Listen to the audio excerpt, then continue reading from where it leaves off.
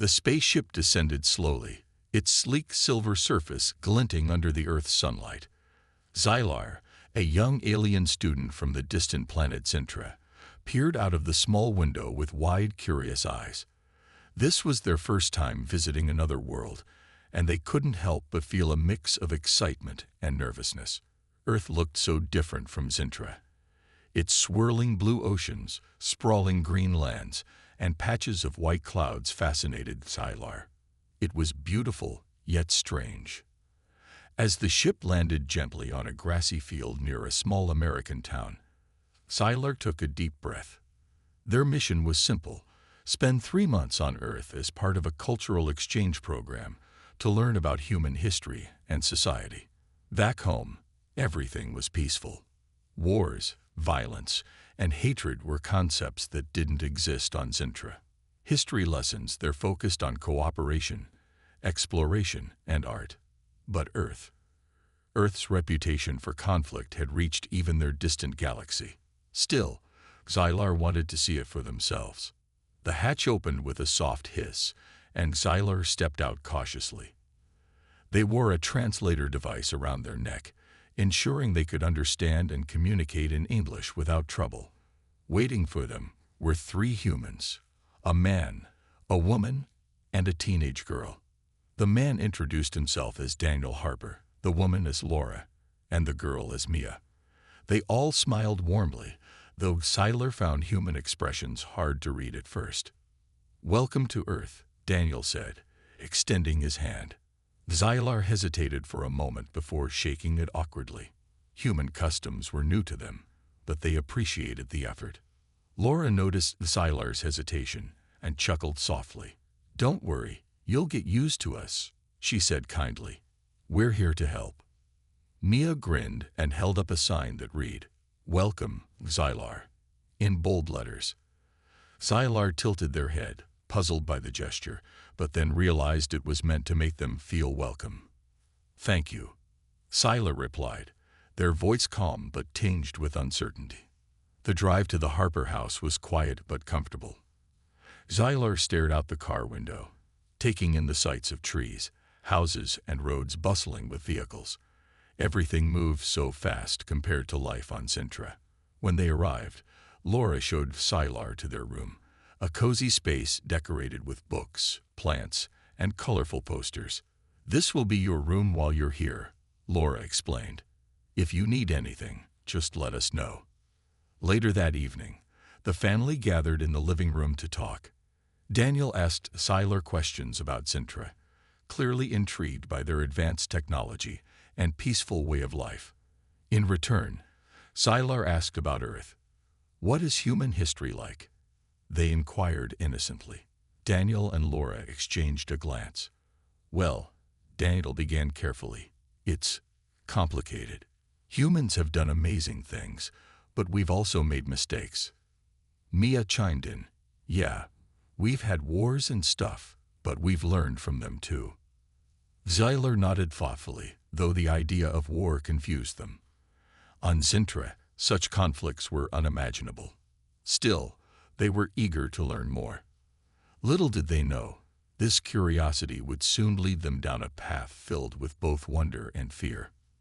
That night, as Tyler lay in bed staring at the unfamiliar ceiling, they felt a mix of anticipation and unease. Earth was already proving to be far more complex than they had imagined. What secrets would tomorrow reveal? The next morning, Xylar woke up early, still adjusting to Earth's gravity and the unfamiliar sounds of birds chirping outside their window. After a quick breakfast with the Harper family, Mia offered to walk Xylar to school. "You'll love it," Maya said cheerfully as they stepped outside. "It's a great way to meet people and learn about us." Xylar nodded but felt a little nervous. They had never been around so many humans at once. On Sintra, gatherings were small and calm, but Earth seemed loud and chaotic. As they walked through the quiet streets, Mia pointed out landmarks: a bakery, a park, and the local library. Xylar listened intently, trying to take it all in. When they arrived at the school, Xylar was overwhelmed by the noise. Students laughed, shouted, and hurried down hallways, clutching books and backpacks. The air smelled faintly of chalk and cafeteria food. Mia guided Sylar to the main office, where they received their schedule. Their first class, history. "This is going to be fun," Maya said with a grin, noticing Sylar's confused expression. "History helps you understand where we come from." Sylar wasn't so sure. Back on Sintra, history lessons were peaceful stories of exploration and teamwork. Earth's history, however, sounded far more complicated. Still, they followed Mia to the classroom, where rows of desks faced a large whiteboard. A man with glasses and a friendly smile stood at the front. He introduced himself as Mr. Peterson, the history teacher. "Class," Mr. Peterson began, "we have a special guest today, Vylar, who's visiting from another planet." The room erupted into whispers and gasps. Some students stared in awe, while others grinned excitedly.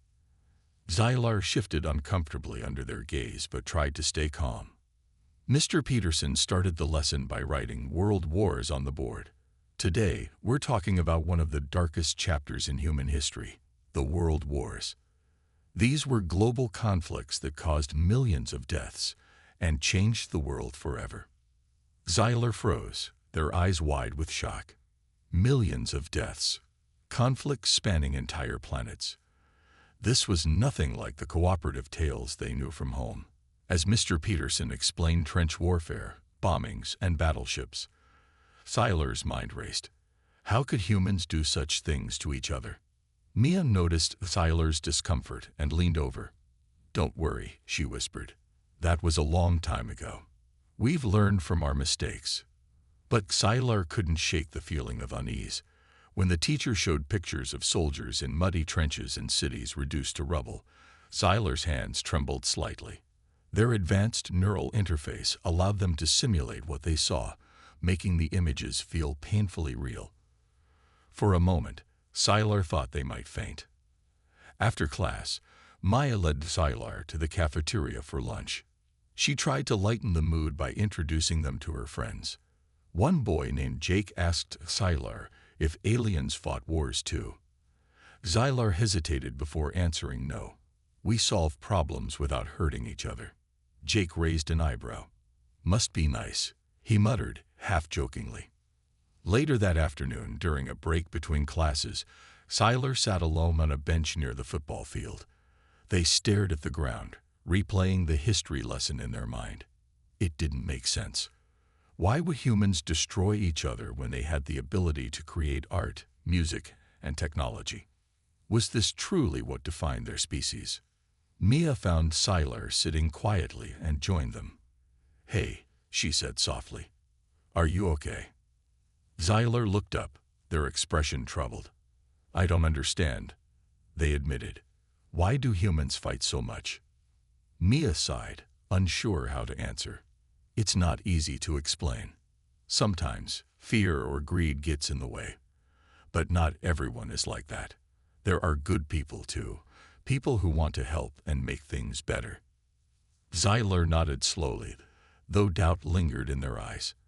Earth was turning out to be far more complex and troubling than they had imagined. Yet something about Maya's optimism gave them a small glimmer of hope. Maybe there was more to humanity than just war and destruction. As the bell rang, signaling the end of the day, Sylar stood up, ready to face whatever came next. They didn't know it yet, but this was only the beginning of a journey that would challenge everything they thought they knew. Over the next few days, Sylar tried to adjust to the rhythm of school life.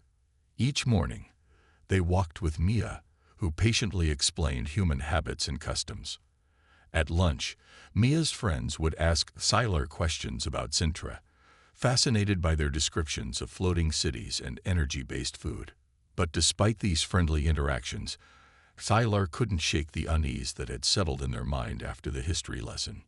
One afternoon, Mia invited Sylar to study at her house for a project on world history. "We're supposed to pick an event and explain its impact," Maya said as they sat at the kitchen table. She spread out books and papers, pointing to timelines and maps. "Do you want to work on something together?" Sylar hesitated, They weren't sure they wanted to dive deeper into Earth's violent past, but they didn't want to disappoint Mia either. "Okay," they said finally. "What should we choose?" Mia suggested the American Civil Rights Movement. "It's a story about people fighting for fairness and equality," she explained. "Not all of Earth's history is bad, you know." Relieved, Tyler agreed. As they read about leaders like Martin Luther King Jr. and Rosa Parks, Tyler began to see a different side of humanity. These were individuals who stood up against injustice, risking their safety to make life better for others. For the first time since arriving, Tyler felt a flicker of admiration for humans. But the peace didn't last long. The next day in class, Mr. Peterson introduced a new topic: colonialism. He talked about how European powers invaded other lands, taking resources and enslaving native populations. Tyler listened in stunned silence as the teacher described ships carrying enslaved Africans across oceans, families torn apart, and lives destroyed for profit. Unable to process what they were hearing, Tyler activated their neural interface again. This time, they saw vivid simulations of crowded, filthy ships and heard the cries of those trapped inside. It was too much. Tears welled up in Tyler's eyes, and they quickly looked down at their desk, hoping no one noticed. After class, Mia approached Tyler cautiously. "Are you all right?" she asked, concern in her voice. Tyler shook their head. "How could humans do such terrible things?" they whispered. "Why didn't anyone stop it?" Mia sighed. "I don't have all the answers. People back then didn't always think about right and wrong the way we do now. But look at how far we've come since then. We still have problems, but there are laws and movements trying to fix them." Her words offered little comfort. That evening, Tyler lay awake in bed, staring at the ceiling. Their mind replayed scenes from the day's lesson. Enslaved people working under brutal conditions, colonizers claiming land that wasn't theirs. It made no sense. On Sintra, every decision was made with care for the well-being of others. How could humans act so selfishly? The next morning, Tyler decided to talk to Daniel about it. Over breakfast, they shared their thoughts. "Humans have done horrible things," Tyler said bluntly. "Why does your species keep repeating the same mistakes?" Daniel paused, setting down his coffee mug. He seemed to consider his words carefully before answering. "You're right. We've made a lot of mistakes, but humans are complicated. We're capable of great cruelty, yes, but also incredible kindness. Think about the people who fought against slavery or worked to end wars. Progress takes time." Tyler frowned. Time. How much time did humanity need to learn basic lessons about treating others with respect? Still, they appreciated Daniel's honesty. Maybe understanding humans required seeing both sides, the good and the bad. Later that week, during another history class, Mr. Peterson discussed nuclear weapons. He explained how humans had created tools powerful enough to destroy entire cities. Tyler's heart sank as images of mushroom clouds filled the screen. When the teacher mentioned Hiroshima and Nagasaki, Tyler clenched their fists tightly under the desk. How could anyone justify causing such devastation? As the bell rang, signaling the end of class, Maya noticed Tyler's pale face. "Let's go outside for some fresh air," she suggested gently. They walked to a quiet spot near the school garden, where flowers bloomed brightly in the sunlight. "Do you ever feel proud of your species?" Tyler asked suddenly, breaking the silence. Mia thought for a moment. "Sometimes, not because of the bad things we've done, but because of how we try to fix them. Humans aren't perfect, but we keep trying. Isn't that worth something?" Tyler didn't answer right away. They gazed at the flowers, their colors vibrant and alive. Perhaps Mia was right. Humanity was messy, flawed, and often cruel, but maybe there was hope hidden somewhere beneath the surface. That night, Tyler couldn't sleep. The images from the history lessons kept replaying in their mind. Ships filled with enslaved people, mushroom clouds rising over cities, and soldiers lying lifeless in muddy trenches. Their advanced neural interface made it worse. Every time they closed their eyes, the simulations felt real, as if they were living through those moments themselves. It was too much for Xylar to handle. Finally, exhausted but unable to rest, Xylar got out of bed and went to the kitchen. Laura was there, sipping a cup of tea. She looked surprised to see Xylar awake so late. "Can't sleep?" she asked softly. Xylar shook their head. "I keep seeing things," they admitted. "Things I learned today. They won't go away." Laura nodded, understanding. History can be heavy, especially when you're not used to it. "Do you want to talk about it?" For a while, Xylar hesitated. But then, slowly, they began to share what had been haunting them. They described the pain of enslaved people, the destruction caused by nuclear bombs, and the endless cycle of war after war. "On Zintra, we don't have these problems," Tyler said quietly. "We solve disagreements without hurting anyone. Why can't humans do the same?" Laura sighed deeply. "I wish I could give you a simple answer, but it's complicated. Humans are messy. We let fear, greed, and anger get in the way of doing what's right. But even in our worst moments, there are people who try to make things better.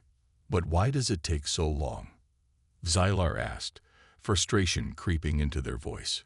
"Why do humans repeat the same mistakes over and over?" "It's because change is hard," Laura replied. "Think about it like this. Imagine trying to turn a massive ship. It doesn't happen quickly. Humanity is like that ship. We're moving toward something better, but it takes time." Her words gave Xylar a tiny bit of comfort, though not enough to erase the heaviness in their chest. After talking for a while longer, Laura suggested they try drinking some herbal tea to calm their nerves. Xylar agreed, grateful for her kindness. The next day at school, Xylar found it harder than ever to focus. During history class, Mr. Peterson discussed environmental destruction, how humans had polluted oceans, cut down forests, and harmed countless species. Xylar felt sick listening to it. How could a species capable of creating beautiful art and technology also treat their own planet so carelessly? After class, Maya noticed Xylar's distress. "You look really tired," she said. "Are you okay?" Xylar shook their head. "Every day, I learn something new about Earth, and it's always bad. Is there anything good left?" Mia frowned, thinking carefully before answering. "Of course there is. Humans aren't just about war and pollution. Look around you. There are doctors saving lives, scientists finding cures for diseases, and activists working to protect animals and nature. Sure, we've messed up a lot, but we're also trying to fix it." Her optimism helped a little, but Xylar still struggled. That evening, they decided to take a walk alone to clear their mind. The cool air felt refreshing as they strolled through the quiet streets. As they passed the park, they saw a group of children playing soccer. Their laughter echoed in the distance, light and joyful. For a moment, Xylar stopped to watch. The kids ran around, cheering and shouting, completely carefree. It reminded them of home, of how Zintrans played games and laughed together without worry. Maybe Mia was right. Maybe there was goodness here too, hidden beneath all the pain. But just as Xylar started to feel hopeful, they heard loud voices nearby. A man and woman were arguing loudly in front of a house, their words sharp and angry. Xylar winced at the sound. Even in moments of peace, conflict seemed to linger everywhere on Earth. Feeling overwhelmed again, Xylar returned home and sat in their room, staring at the wall. They pulled out a small device they'd brought from Zintra, a holographic orb that displayed calming scenes from their home planet. Watching the serene images of floating cities and glowing rivers, Xylar wished they could forget everything they'd learned about Earth. Still, deep down, they knew they couldn't ignore it. Earth was full of contradictions. Beauty and ugliness, kindness and cruelty, hope and despair. Understanding humanity meant accepting all of it, not just the parts that made sense. As they turned off the orb and climbed into bed, Sylar resolved to keep going. They didn't know if they could ever fully understand humans, but maybe that wasn't the point. Maybe the point was to keep asking questions, even when the answers were hard to hear. The next day, Sylar walked into history class feeling more determined. They had spent the night thinking about what Laura and Mia had said. Maybe understanding humanity meant looking at both the good and the bad. But that didn't make it any easier to hear about Earth's violent past. Mr. Peterson began the lesson by talking about revolutions, how people rose up against unfair rulers to demand freedom. He mentioned events like the American Revolution and the French Revolution, explaining how they shaped modern societies. These moments were about fighting for rights and justice, he said. People wanted to create a better world. Sylar listened carefully, but couldn't help noticing something strange. While some students nodded along, others seemed uninterested or even skeptical. One boy in the back muttered, "Yeah, but look where we are now. Still messed up." This caught Sylar's attention. Raising their hand, they asked, "Why do humans fight wars if you already know they cause pain? Wouldn't it be easier to solve problems without violence?" The room fell silent. Mr. Peterson smiled faintly. "That's a great question, Sylar. Sometimes, people think war is the only way to fix big problems. Other times, leaders use fear to control others. It's complicated." A girl named Emily spoke up. "But not all wars are pointless. Some are fought to protect innocent people or stop evil." "Evil," Sylar repeated, tilting their head. The word felt heavy. "What does that mean?" Emily hesitated. "It's when someone does really bad things, like hurting others on purpose." Sylar frowned. "And killing them stops the evil." "It's not that simple," Mia chimed in, glancing at Sylar. "Sometimes fighting makes things worse, but sometimes doing nothing is just as bad." The discussion grew heated as students debated whether war could ever be justified. Some argued that violence was necessary to defend freedom, while others believed peaceful solutions always existed. Sylar watched silently, their minds spinning. How could humans disagree so strongly about something so important? After class, Sylar approached Mr. Peterson. "Why do humans glorify war?" they asked. "I've seen movies and games about battles. Why celebrate something so destructive?" Mr. Peterson sighed. "It's true that humans often romanticize war in art and entertainment. Part of it is because stories of bravery inspire us. But it's also because we struggle to face the truth that war comes with terrible costs." Sylar thought about this as they walked to their next class. Humans seemed trapped in a cycle of destruction, yet they clung to ideas of heroism and sacrifice. It didn't make sense. On Zentra, courage meant solving problems together, not causing harm. Later that afternoon, Sylar decided to visit the library to research more about humanity's conflicts. Sitting at a computer, they typed keywords like war and peace. Articles popped up about everything from ancient battles to modern protests. As they scrolled, one headline caught their eye. "Why do humans love violence?" Clicking on the article, Sylar read about how humans used sports, video games, and movies to channel aggression. Sports teams competed fiercely, gamers battled virtual enemies, and action films showed heroes defeating villains. To Sylar, it seemed like humans found excitement in conflict, even when it wasn't real. When Maya found Sylar still sitting in the library after hours, she sat down beside them. "What are you reading?" she asked curiously. "About why humans enjoy violence." Sylar replied. "Is it true? Do you like seeing people fight?" Mia laughed nervously. "Not really. I mean, I watch action movies sometimes, but it's just for fun. It's not like I want real people to get hurt." "But why pretend at all?" Sylar pressed. "Wouldn't it be better to imagine peace instead?" Mia paused, unsure how to answer.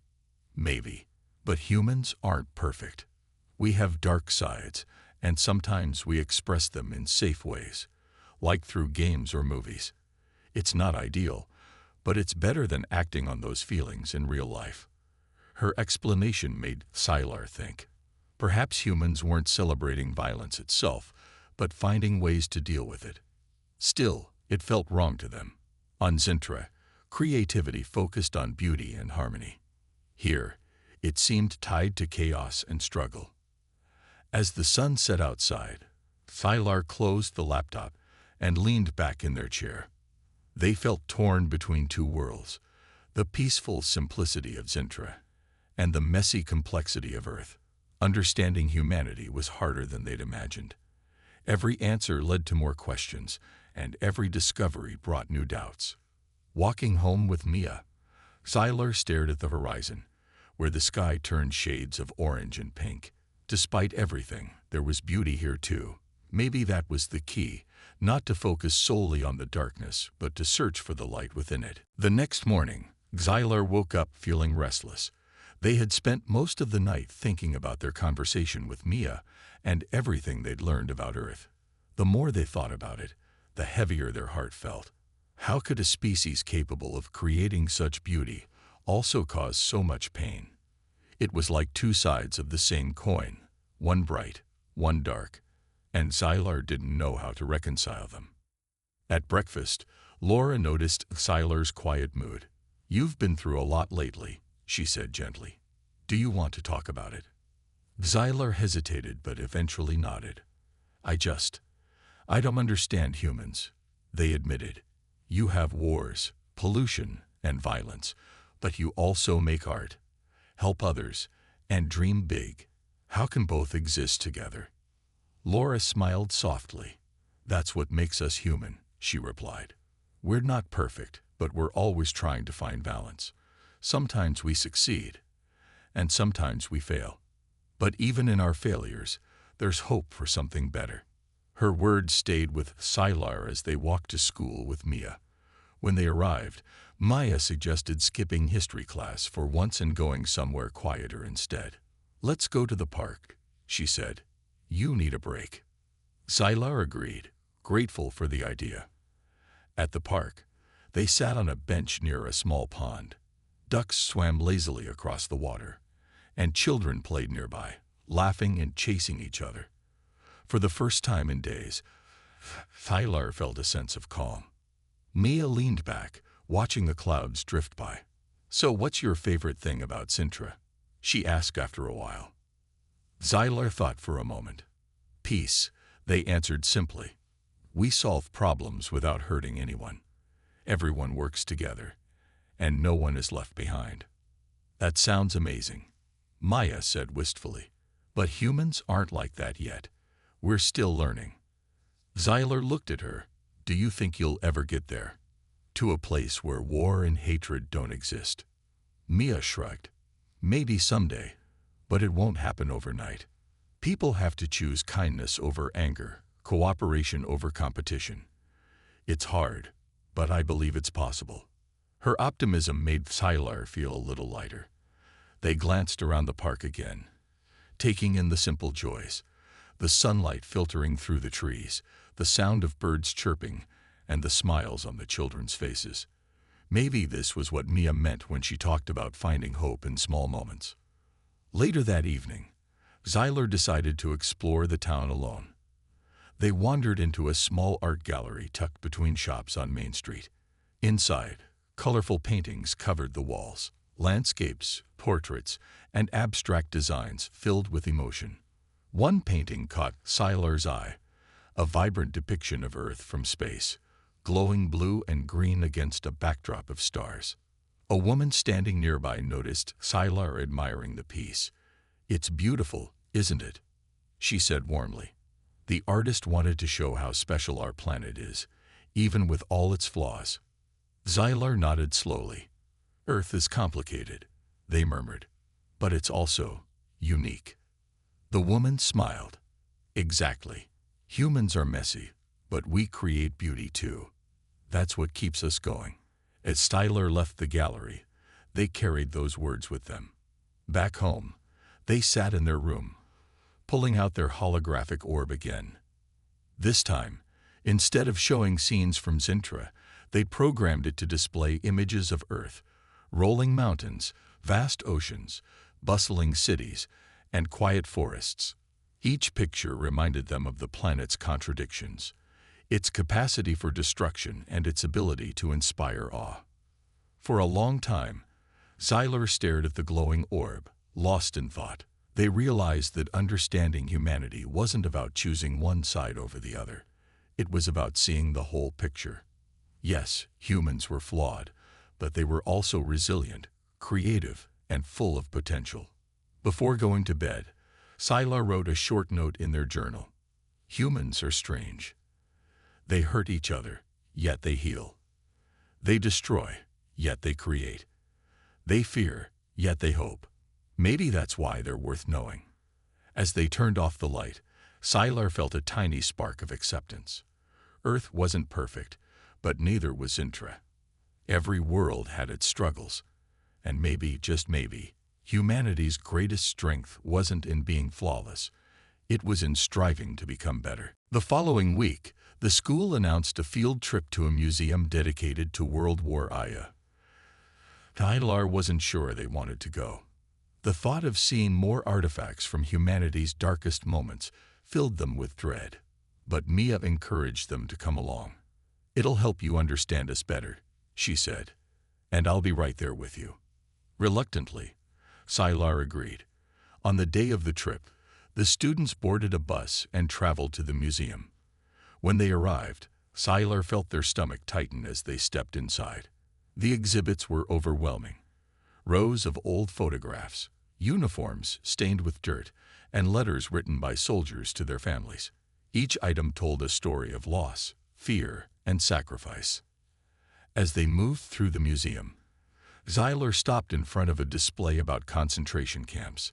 Behind glass panels lay piles of shoes that once belonged to prisoners. A nearby plaque explained how millions of people had been imprisoned and killed simply because of who they were. Xylar stared at the shoes, their mind racing. They could almost hear whispers of the people who wore them, their hopes, their pain, their final moments. Mia noticed Xylar's pale face and gently touched their arm. "Are you okay?" she asked quietly. Xylar shook their head. I can't look anymore," they whispered, their voice trembling. The weight of what they were seeing was too much to bear.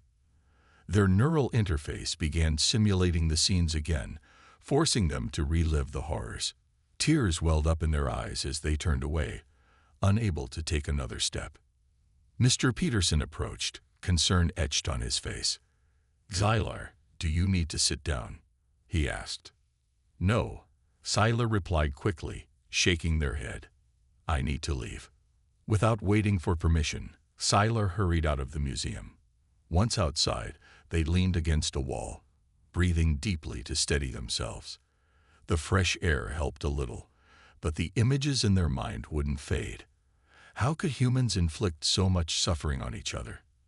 And why did this history feel so personal now? When the group returned to the bus later, Mia sat beside Xylar, her expression worried. "Do you want to talk about it?" she asked softly. Xylar hesitated before answering. "I don't know how to process what I saw," they admitted. "On Zintra, we would never treat anyone like that. We value every life. Seeing what happened here, it breaks me." Mia nodded, her eyes sad.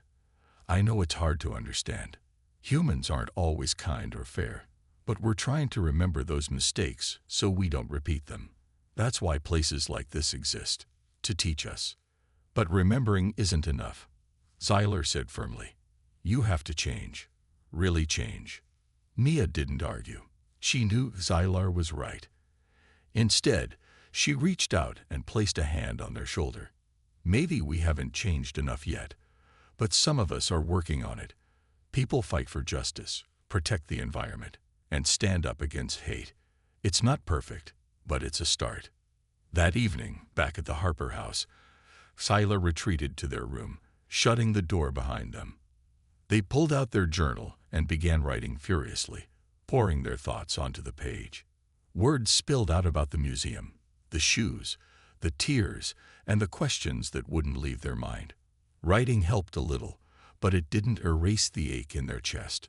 Later, Laura knocked on the door and peeked inside. "Can I come in?" she asked gently. Xylar nodded, closing the journal. Laura sat on the edge of the bed, her presence comforting. "I heard about today," she said. "Do you want to talk about it?" Xylar sighed. "I just don't know if I can stay here anymore. Earth is beautiful, but it's also terrifying. I don't think I'm strong enough to keep learning about all the bad things humans have done." Laura listened carefully before responding. "Staying doesn't mean you have to ignore the bad parts. It means you're brave enough to face them, and to find the good ones too. You've seen how cruel humans can be, but you've also seen kindness, creativity, and hope. Those things matter too." Her words lingered in Xylar's mind long after Laura left the room. They climbed into bed, staring at the ceiling as the night grew quiet. Earth was a puzzle, a mix of light and shadow, joy and pain. Understanding it fully might be impossible, but maybe that wasn't the goal. Maybe the point was to keep searching, even when the answers were hard to find. As sleep finally came, Xylar made a decision. They wouldn't give up, not yet. There was still more to learn, more to see, and perhaps more to hope for. That night, after everyone in the Harper household had gone to bed, Xylar quietly slipped out of their room. The house was silent except for the faint hum of the refrigerator in the kitchen. They tiptoed to the living room and retrieved a small device hidden in their bag, a communication tool from Zintra. It was sleek and silver, blending seamlessly with Earth's technology, but far more advanced. Xylar hesitated for a moment before activating it. The device projected a holographic screen into the air, displaying a familiar face. Their mentor, Kalen, back on Zintra. Kalen's expression shifted from calm professionalism to concern as they saw Xylar's tear-streaked face. "Xylar?" Kalen asked, their voice soft but urgent. "What's wrong? Are you hurt?" Xylar shook their head, trying to steady their breathing. "No, I'm not hurt," they said, their voice trembling. "But I don't think I can stay here anymore." Kalen leaned closer, their glowing blue eyes filled with compassion. "Tell me what happened." For several minutes, Xylar poured out everything. The history lessons, the museum visit, the overwhelming sense of despair that had taken root in their mind. They described the wars, the suffering, the cruelty humans were capable of, and how it clashed so violently with the ideals of peace and cooperation they had grown up with on Zintra. "I thought coming here would help me understand humanity," Xylar admitted, their voice breaking. "But all I see is pain. How can anyone live like this? How can they keep going when they've caused so much harm?" Kalen listened patiently, nodding occasionally. When Xylar finished, they took a deep breath before responding. "Xylar, I know this has been difficult for you. Humanity's history is complicated. But remember why you came here.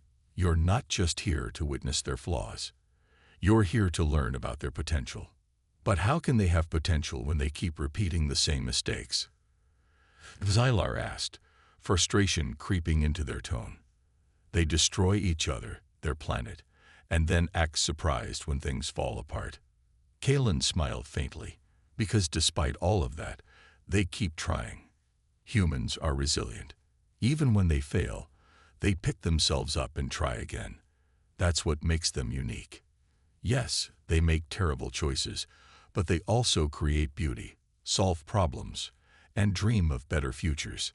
Xylar frowned, unconvinced. Dreams aren't enough. Dreams don't fix the past.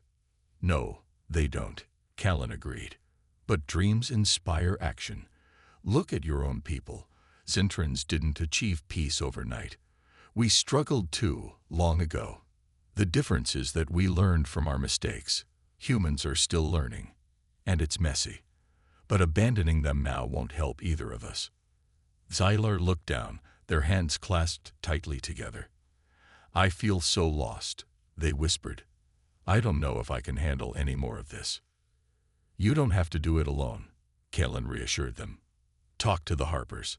Talk to Mia. Let them guide you. And remember, you're not just observing humanity.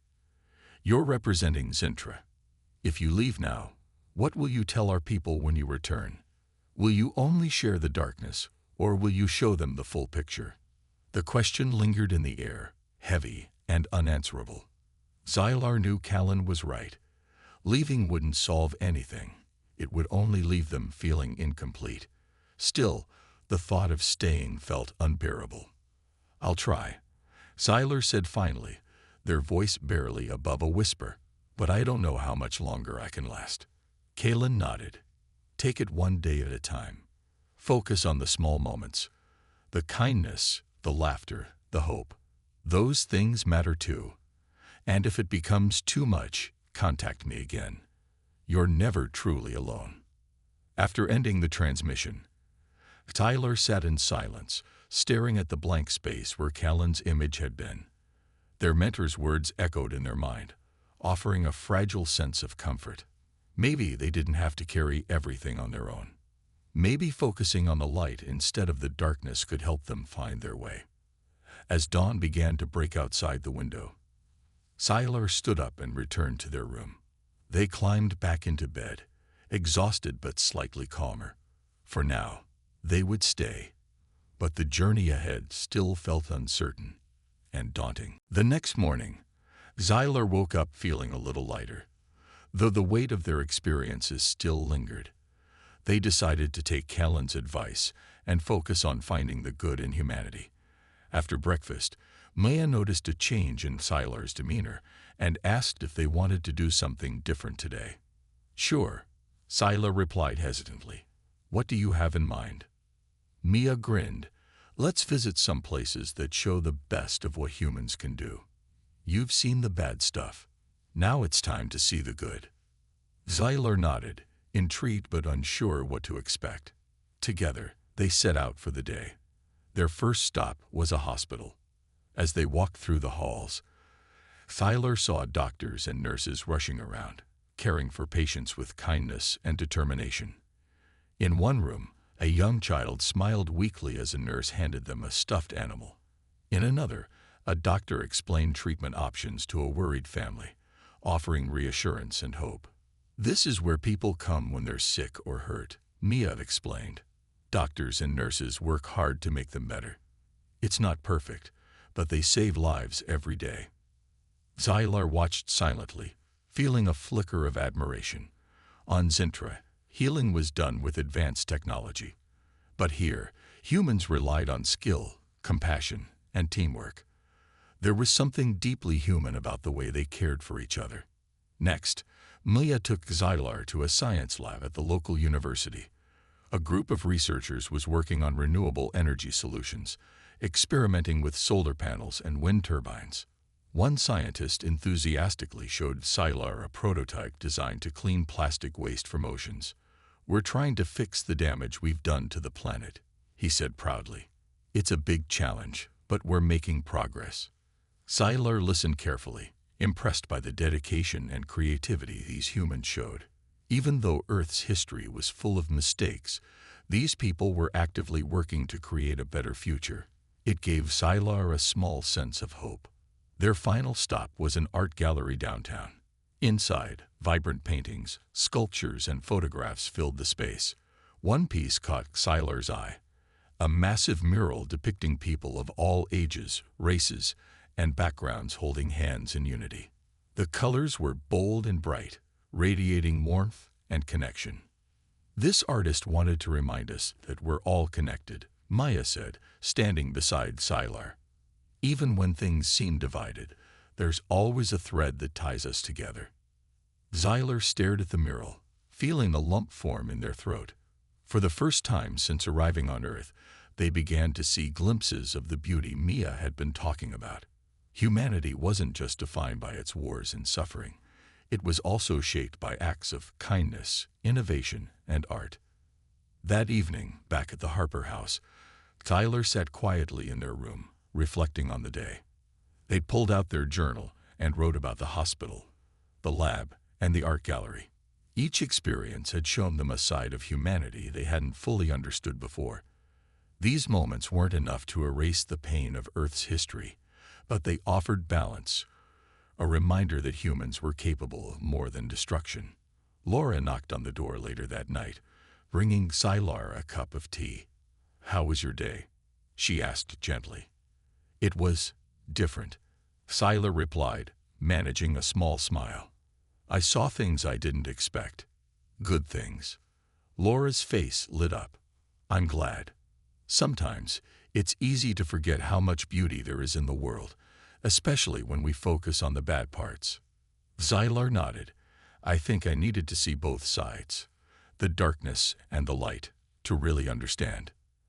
As Laura left the room, Sylar sipped the warm tea, feeling a mix of emotions. They knew Earth would never be like Zintra, and that was okay. Humanity's flaws made it messy, unpredictable, and sometimes painful, but those same flaws also fueled its resilience, creativity, and capacity for growth. Before going to bed, Sylar looked out the window at the stars twinkling in the night sky. Somewhere out there was Zintra, peaceful and perfect. But here on Earth, imperfection reigned. And somehow, that made it extraordinary. For now, Sylar decided to stay and keep learning.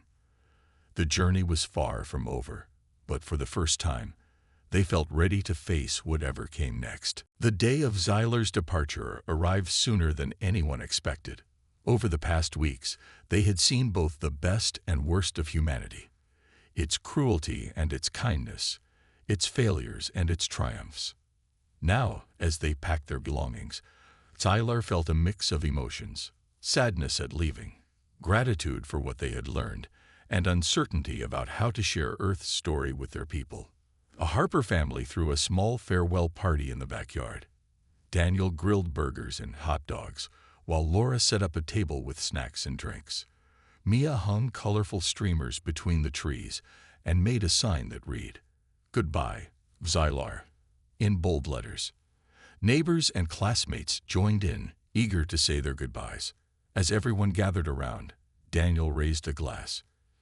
"To Sylar," he said with a warm smile. "Thank you for sharing your time with us. You've taught us as much as we've taught you." Sylar stood awkwardly, unsure how to respond. They weren't used to being celebrated, especially after everything they'd struggled with during their stay. But looking at the smiling faces around them, they felt a deep sense of connection. These humans, flawed, messy, and beautiful, had welcomed them into their lives without hesitation. One by one, people came up to thank Sylar. A boy named Jake shook their hand and said, "You're way cooler than any alien movie I've ever seen." Emily handed them a handmade card filled with messages from the class. Even Mr. Peterson stopped by to wish them well, reminding Sylar that history wasn't just about the past, it was also about shaping the future. When it was Mia's turn, she hugged Sylar tightly. "I'm going to miss you," she said softly. "But promise me you'll tell your people the truth about us. Not just the bad stuff, the good stuff too." Sylar nodded, their throat tight with emotion. "I will," they promised. "And thank you for helping me see both sides." As the sun began to set, Sylar walked to the edge of the yard where their spaceship waited. The sleek silver vessel hummed softly, ready to take them home. Before stepping inside, they turned to face the Harpers and the crowd of friends who had gathered to see them off. "I didn't understand humans when I first came here," Sylar began, their voice steady but heartfelt. "Your history scared me. It showed me things I didn't think were possible. But over time, I saw something else, something amazing. Humans are capable of great harm, yes, but also great love. You fight, but you also heal. You make mistakes, but you try to fix them. That's why I think there's hope for you." The group fell silent, touched by Sylar's words. Laura wiped away a tear, and Daniel gave a proud nod. Mia smiled through her own tears, waving as Sylar climbed aboard the ship. Inside, Tyler took one last look at Earth through the window. The planet glowed softly under the fading sunlight, its colors vibrant and alive. They thought about the hospitals, the art galleries, the laughter of children in the park, all the moments that reminded them of humanity's potential. As the spaceship ascended into the sky, Tyler leaned back in their seat, closing their eyes. Their mind replayed memories of their journey, the lessons, the questions, the friendships. They knew they would never forget Earth or the people who had shaped their understanding of humanity. Back on Zintra, Kalen greeted Sylar warmly upon their arrival. "Welcome home," they said, noticing the thoughtful expression on Sylar's face. "What did you learn?" Sylar paused, choosing their words carefully. "Humans are complicated. They hurt each other, but they also care deeply. They destroy, but they create too. And even though they aren't perfect, they keep trying to be better. I think we can learn from them." Kalen smiled, placing a hand on Sylar's shoulder. "That's exactly why we sent you. To remind us that perfection isn't the goal, it's progress." In the days that followed, Sylar shared their experiences with others on Zintra. They spoke honestly about Earth's darkness, but emphasized its light. Slowly, their people began to see humanity not as a cautionary tale, but as an example of resilience and hope. Alone in their room one evening, Sylar looked out at the stars, imagining Earth glowing faintly among them. They realized their journey hadn't ended, it had only begun. Someday, perhaps, they would return to continue learning. Until then, they carried Earth's story within them, a reminder that imperfection could still shine brightly in the vastness of the universe.